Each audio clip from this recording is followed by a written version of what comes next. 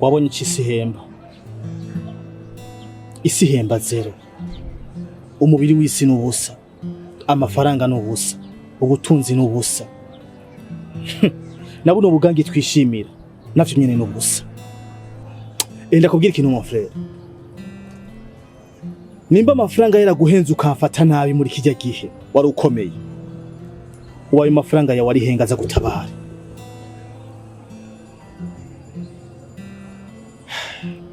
Mviriza neza. Ikibi wankore sindigenda kibagira na rimwe. Ijoro ryaho wasanze hake ndi kumwe n'umugore wawe. Umbwire uko nkorera hano hasi gacika ubunwenu. Nenda kurindiye kino gihe ngo kize kigere. Hama ninkorere. Amateka y'abaganga avuga yuko iyo umuntu agwaye avesi adashobora kumva ikintu na kimwe kimukoze ku rukoba. Ndetse niyo nafatana urushinga ukamucumita yuko atakintu na kimwe yumva muri ico gihe. Niko kanya rero ngo ndabigerageze. Ngomba ndagufati. Sinkangwa n'ivyo birufise. Ndaguterura icyo bita kubuka. Ndagukorere ngaha. Swati uravunika cyangwa ubabare. Ariko ni wababara. Nta vesi uzorugwaye kuzo bari kwigirisha. Let's do it. Cha manda gukora. Manda kuduka.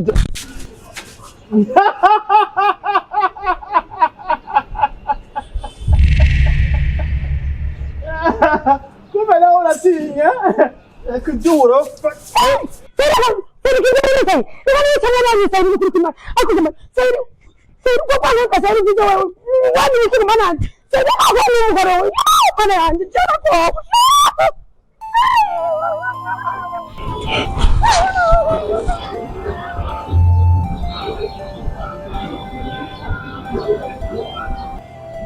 Urarokotse. Ndakubwiye urarokotse. Ariko ntibiheze.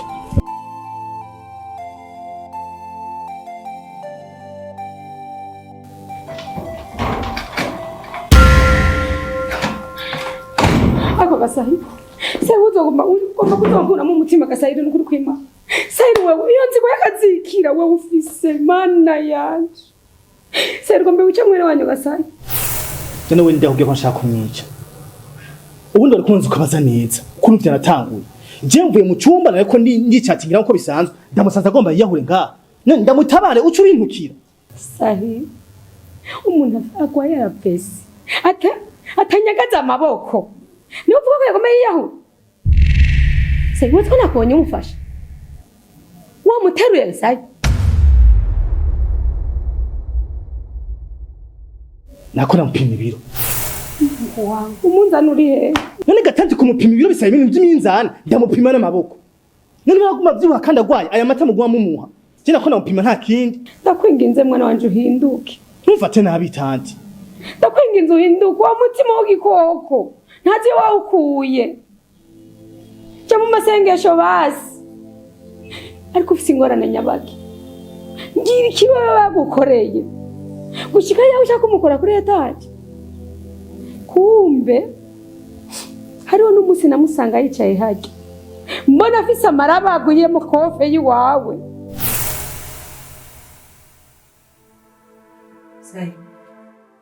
Sahir?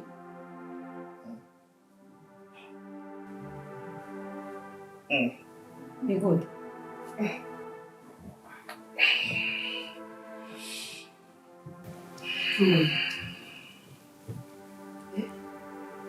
Be good.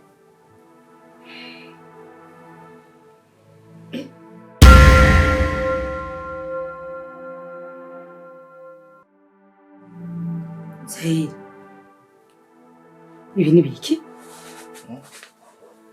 Ibi ni biki? Yabaye ko murasibira bago. Ko murasibira bago yabaye. Ivyo. Zaryamye nabira focus. Niyo mpamvu wanafise ibyo imyori nyawe. Ntakibazo afise.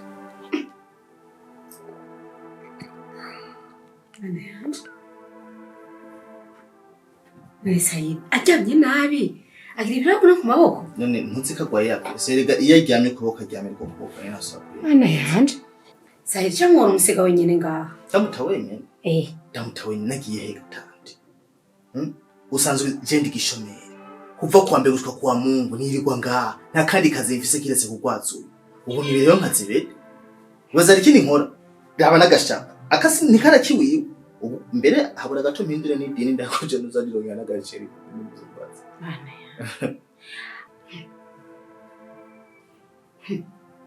ya none hoho ko mbona yunze nukonda wamugaburiyeho asha nafungure mbere ajya navyinshi erega tati uyagwaye ifise ajyamye igipanda herayo kugira azovene mu gatondo yanyoye amata ajyama nk'akayabo kagazoka arahirira nubona nimba avesi we iringira mu bintu by'imisu by'amagufa n'ibi mu muhogo kamoteri ndaba no kuruhara rusha basi mutwari basaje kuryama none gatanda kubaza ubisanzwe wowe umva uvuze ngo njyana ushaka twice tugerekerana ngaha wari mbushaka yuko aryama agenda ari cumba ciwe hamucuza umbwira niho ubona ko je ndamwitaho wewe niwe wari uryamye ura aricaye wewe ubona uwo ryamye ushaka no tugerekerana sivyo nako ndakubaza basi naco mutwari mu cumba cyo waje kuryama mu cumba ciwe waje kuryama basi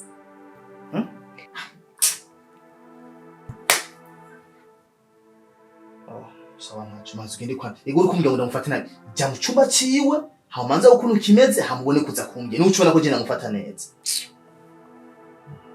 mbira wenyewe ngemusa urateye n'iso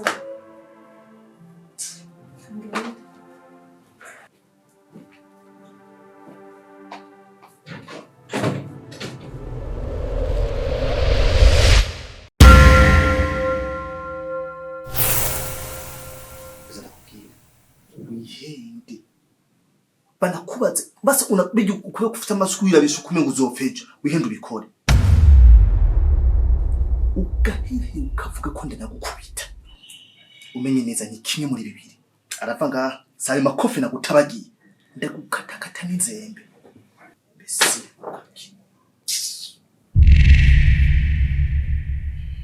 yama dusinzira sinzira kumbe ni wewe Shasari basi nye mubana udashobora kumufata neza nka mukuru wawe basi tumurengana wibandaniriza ugenda usubira iyo wahora hakuza kumukora kuri etaje n'urumwishe ruramaze sai rurambabaje tumugenda vrema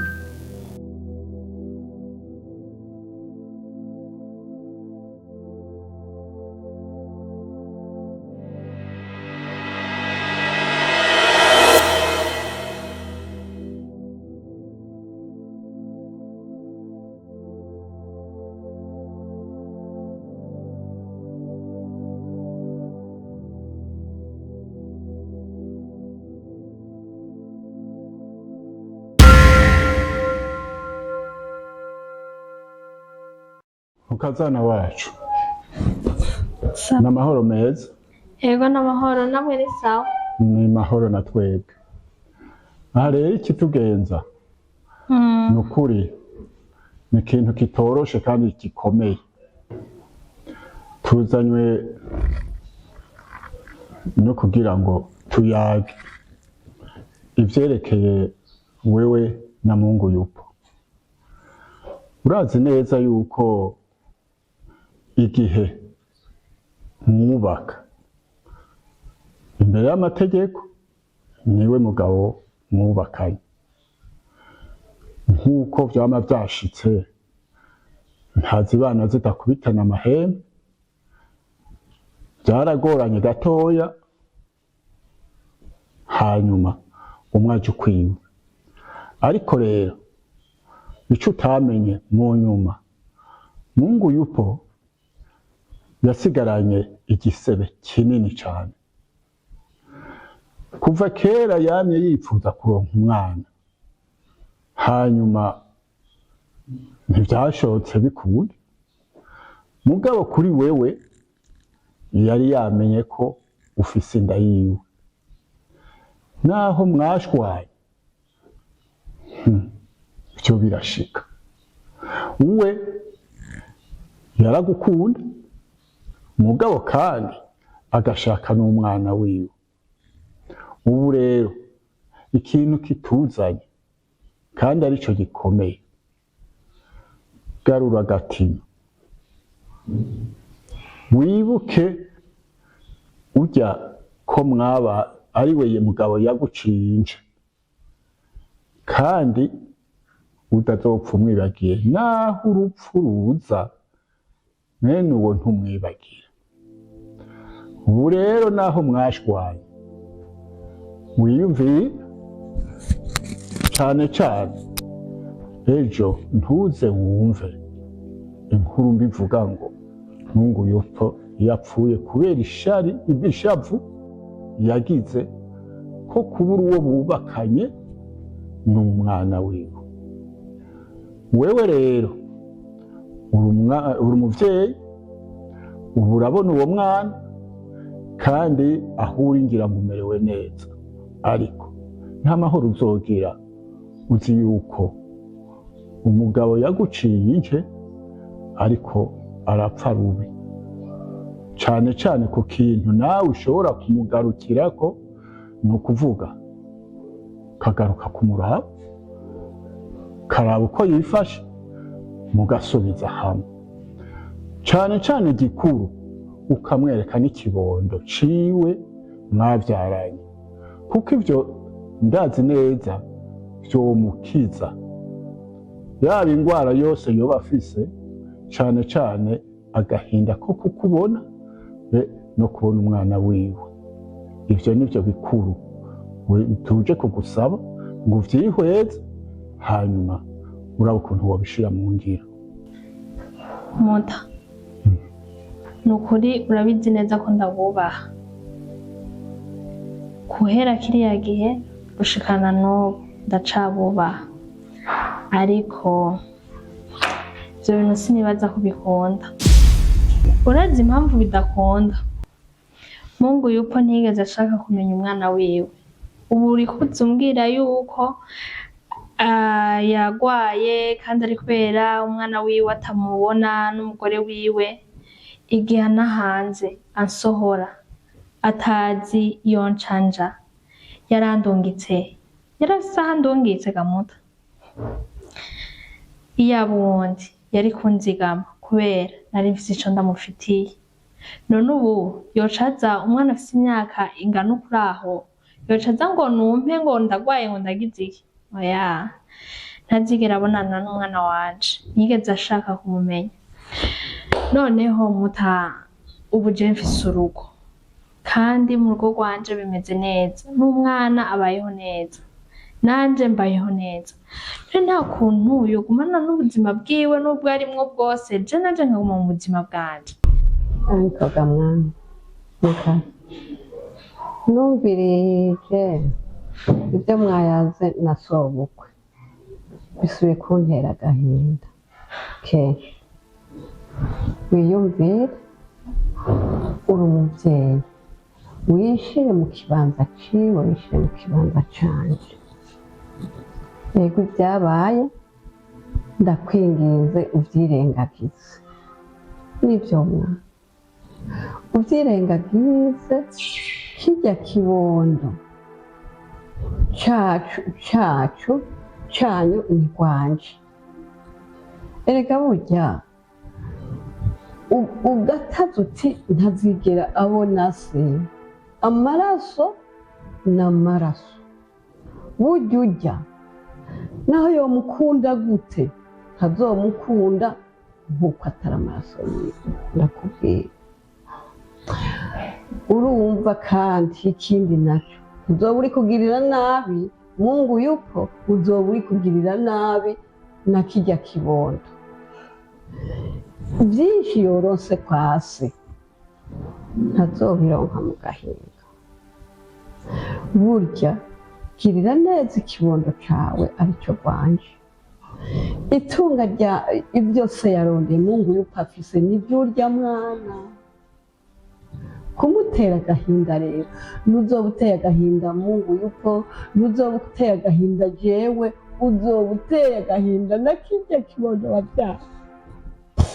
Mwana garukana umutima w'impanuro ndaguhaye kandi kwari ndakwinginze hamwe Mungu yupo yopfa agafuzi yicuza nani tuzogaruka kumva wanyikiye umwana ukica n'uwo wabyaye uzoba wishe ubuzima bw'uwo wabyaye wishe n'ubuzima bw'umwana wanjye ntacuzomba hamwe nyitazi imana ndaguhanura nkaguha impanuro muvyeyi kivyeyi ukavyanga ntuzubwire ico umaze. Mungu yupo ariko arapfa kandi ikimwishe ni intuntu yuko utabona umwana wiwe. none vyarageze kuri iyo ntambwe yose?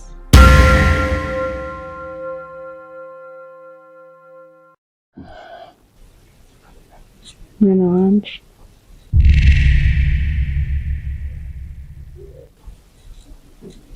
buriya urubuze inkware rufumbukana igihunu. None uwo mugabo nibaza ko ejo nawe uciye nizere ko amaze kuntahura. Mama, izi nkware n'ibihuna navyo bije gute? Uribagiye ko ata migani wigeze unyigisha? Umwanya wo kwiga imigani n'abandi ku madesiyani, none ivyo navyo bije gute? Ahubwo mama, ngira ico gukora kuko jewe n'umwanya n'ino saha ndaremerewe.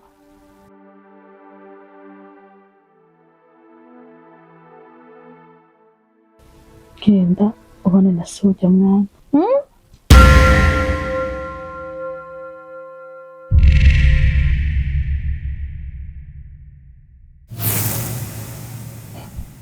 Genda tubanega mama.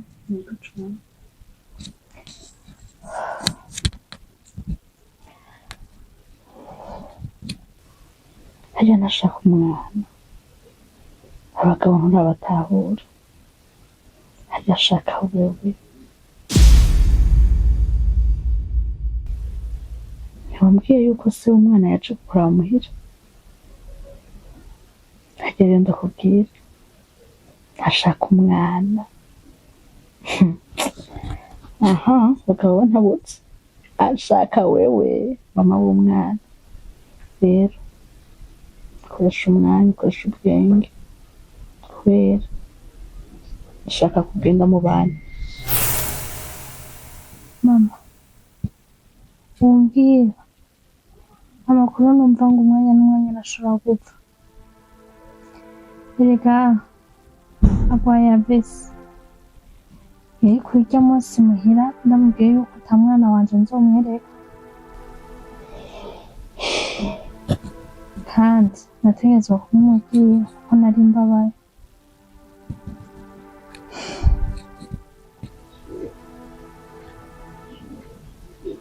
Mwana wanje Oui mama.